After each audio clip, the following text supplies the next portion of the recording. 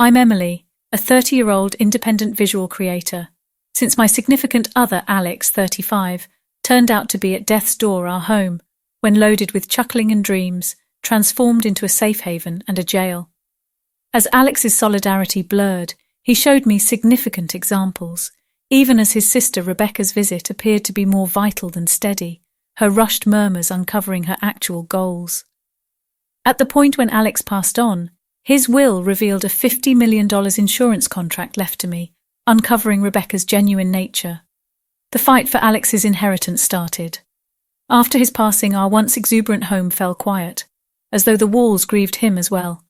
With no time for private misery, I confronted the memorial service and the obvious truth of his non-attendance. At the help, in the midst of veritable distress, I detected pressure from Alex's loved ones. His folks, Amanda and Franklin, took a gander at me with doubt or maybe dreading the progressions brought by his passing. Alex had been the connection between all of us. Without him, the distance with his family grew, an imperceptible obstruction that considerate discussion couldn't connect. Then the well-perusing, a second implied for conclusion, just opened new injuries. At the point when I was named recipient, a rush of help was immediately supplanted by a disrupting chill. The climate turned chilly, Rebecca, Amanda and Franklin's countenances solidifying. As legitimate terms filled the weighty quietness, Rebecca stood up to me, questioning the will's legitimacy. Depleted and devastated, I could gesture, excessively tired, to guard Alex's desires. Her words sowed seeds of uncertainty, going after my case to the legacy inconspicuously yet unequivocally. This was in excess of a financial debate. It was a battle for regard and acknowledgement in a family that had never completely acknowledged me. I trusted Alex's reasonable directions would safeguard my future, yet they rather touched off a complicated family debate. At first, Rebecca, Amanda and Franklin showed shock and disarray, yet soon their actual sentiments arose through quieted calls, shut entryway gatherings and sharp looks. I turned into a pariah in my own home, feeling the walls pushing me out. One cold morning, after Alex's attorney affirmed the will's authenticity, Rebecca went up against me in the kitchen. Her typical balance gave way to harsh antagonism. "Emily, we want to examine the will," she started icily. "There are worries about its legitimacy. We think Alex wasn't sane." Outrage gushed inside me. Alex understood what he was doing. I answered solidly. He needed me dealt with. Rebecca's lips squeezed into a slim line. "We accept family ought to start things out. It's large chunk of change, Emily. It ought to remain in the family. Am I not family?" I tested my heart, hustling. Her quiet said a lot. The discussion finished with a consent to return to the will's lawful viewpoints. Yet I realized the battle had quite recently started. They would battle to keep the legacy utilizing each accessible instrument. Feeling confined and double-crossed, I looked for legitimate assistance from an external attorney and made sense of my circumstance. "We'll have to plan for a test," he said, gesturing. "They will come at this from each point. However, the law is your ally, and we will maintain Alex's desires." Leaving the workplace, I felt a blend of fear and assurance. This was in excess of a fight in court. It was a battle for my freedoms, acknowledgement as Alex's accomplice, and our arranged coexistence.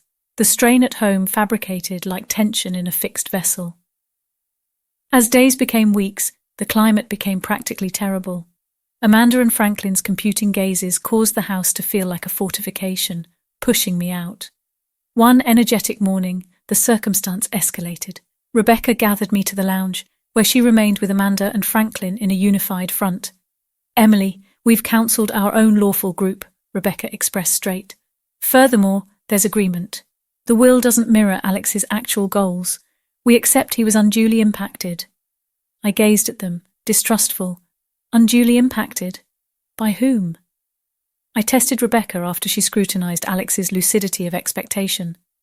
"Our legal counsellors propose a reassessment of the home," Franklin added solidly, considering challenging the will. "For something good? For whom?" I countered, my voice ascending as feelings surfaced. Alex had planned for me to be secure, expecting their activities. Amanda drew nearer, her tone mellowing. "A critical total ought to help the whole family."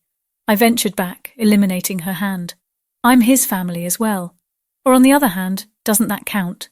Exchange was worthless. They were driven by insatiability, meaning to keep the abundance inside their circle.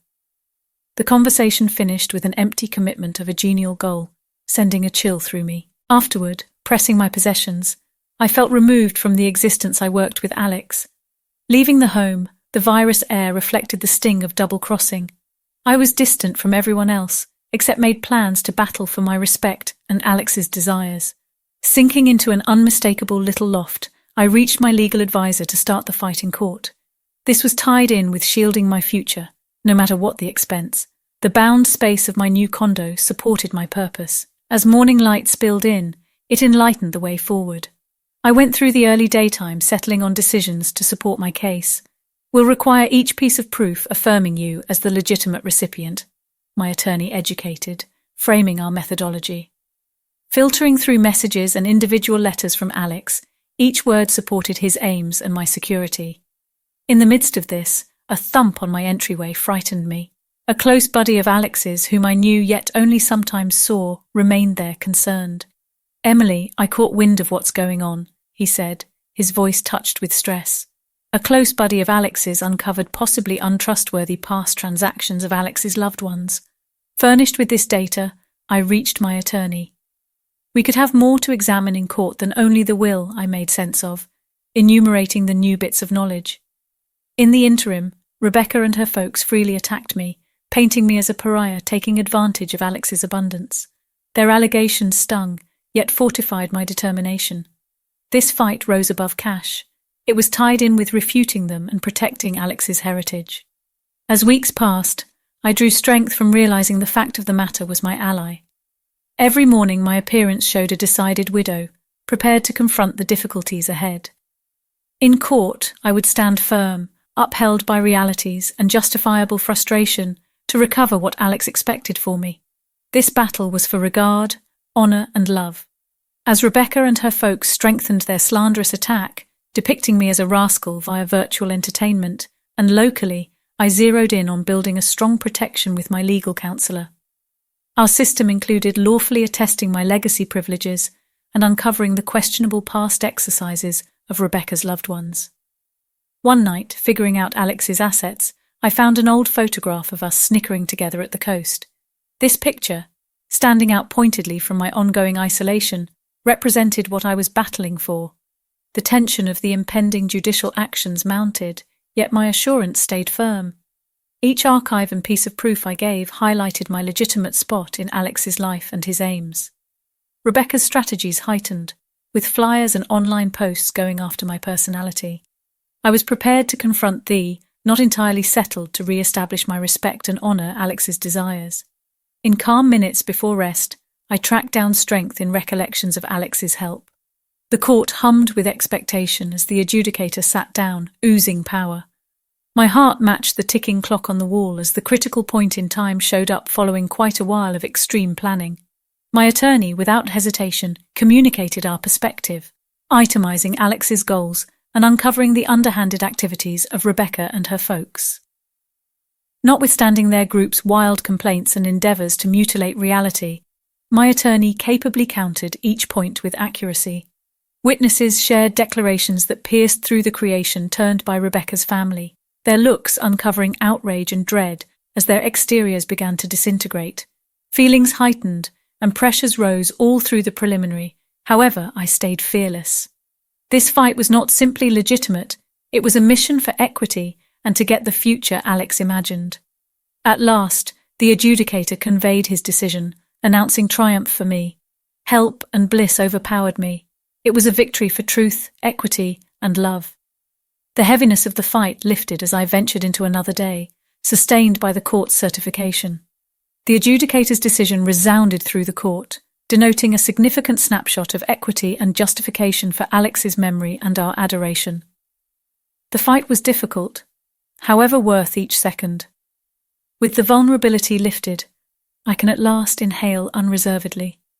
Outside, the world shines with new clearness. The sun sparkles more brilliant, the air better. Well-wishers encompass me with congrats and embraces, a demonstration of local area strength and fortitude.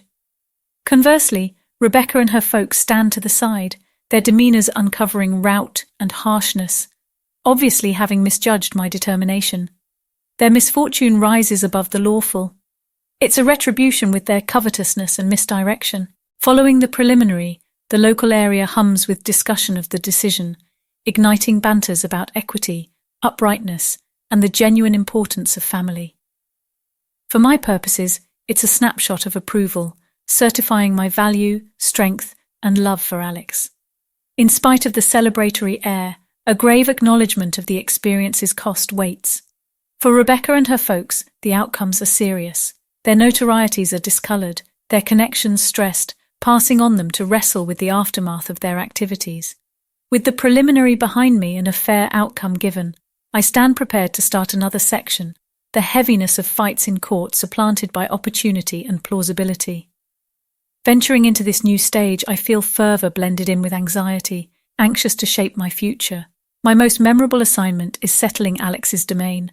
Choosing to sell the fabulous house that holds numerous recollections denotes a mixed, yet fundamental stage to push ahead. From the deal continues, I intend to give to disease research. Respecting Alex's bold battle, guaranteeing his memory proceeds to move and have an effect. This cause is of high repute to my heart, and I realise it would have amounted to a whole lot from Alex's perspective. By offering in return, I plan to change our own misfortune into a tradition of expectation and recuperating for others confronting comparable fights. With the remainder of the legacy, I set out on building another life. I moved to another city ready with valuable open doors, looking for a new beginning away from the shadows of despondency and disloyalty. Sinking into this new climate, I feel a resurgence of opportunity and re-establishment. The past is behind, and what's in store holds guarantee. I jump into my work, tracking down happiness and satisfaction in visual communication. However occupied with modifying, I keep Alex's memory as my directing light, rousing strength as I face new difficulties. His impact perseveres in each choice and step I take, the help of companions, and the strength that helped me through difficult stretches. Looking forward, I'm confident and amped up for the experiences to come. Eventually, it's not our difficulties, but rather the way in which we conquer them, and the adoration that guides us that characterize us.